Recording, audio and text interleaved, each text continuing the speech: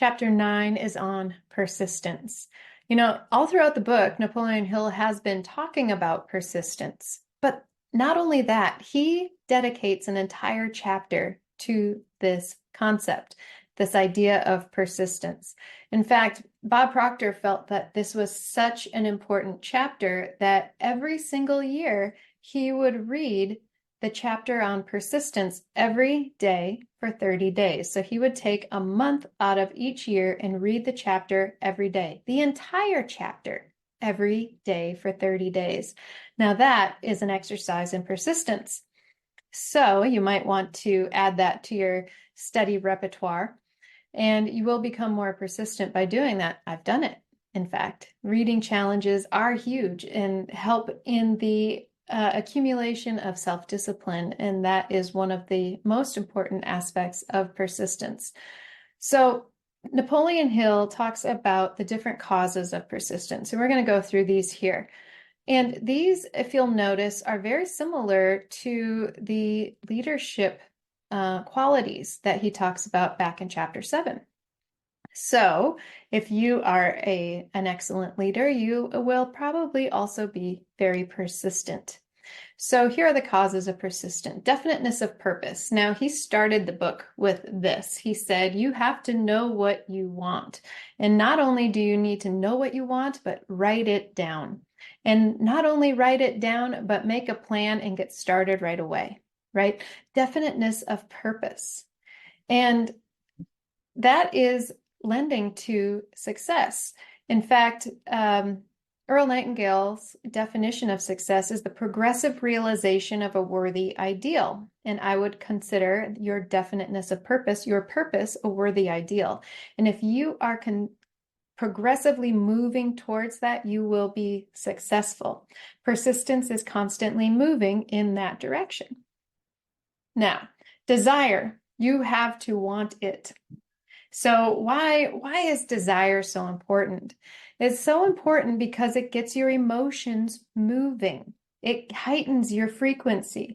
It gets you into that higher vibration, like the law of attraction, and begins to attract those things to you that are in harmony with that thing that you want, your purpose. You have to want it, okay? If your desire is just lukewarm, well, the response from the universe will also be lukewarm. So we have to have a desire. Napoleon Hill calls it a burning desire, right? The next thing is self-reliance.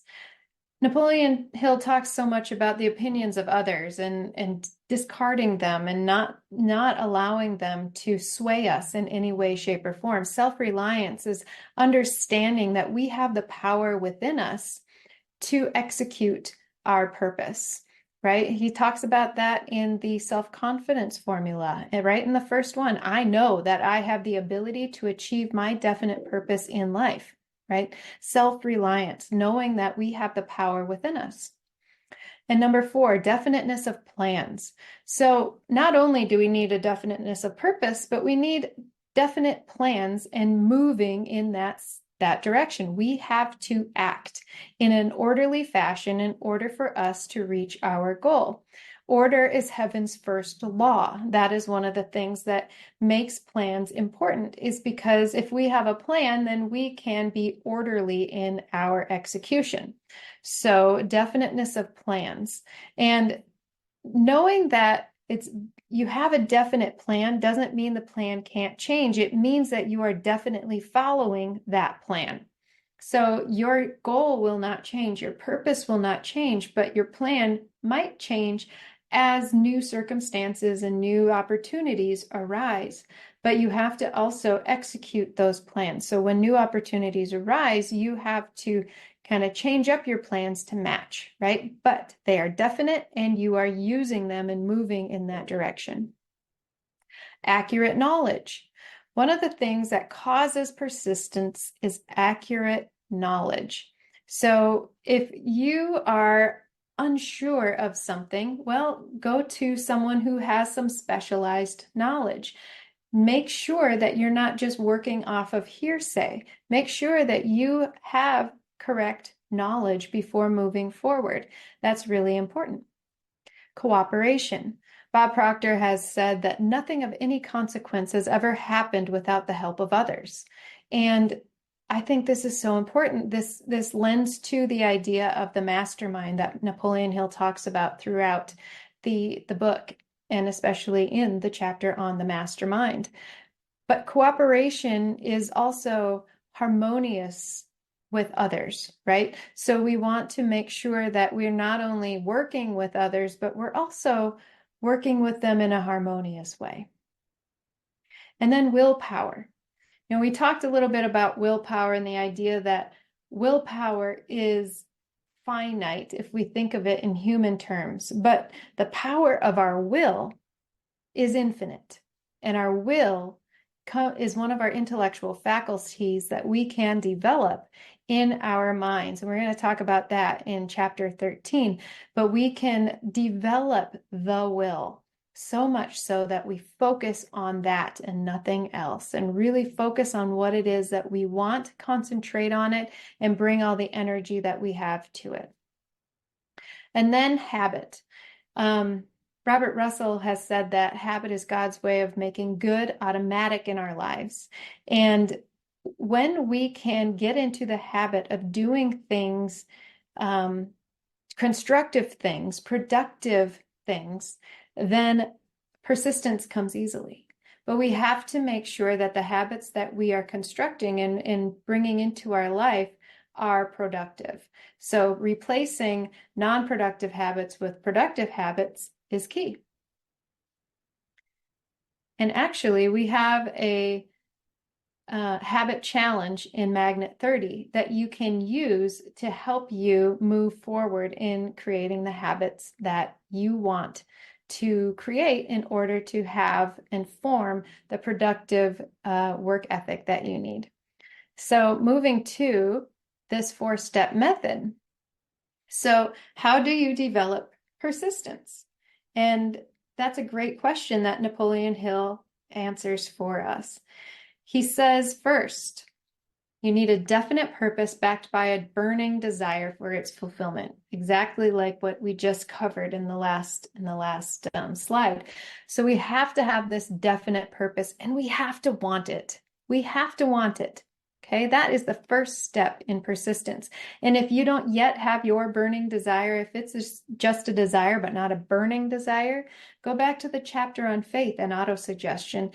And Napoleon Hill tells us how to create this burning desire, right? Through repetition, autosuggestion. Second, you need a definite plan expressed in continuous action. Now, I mentioned Earl Nightingale earlier.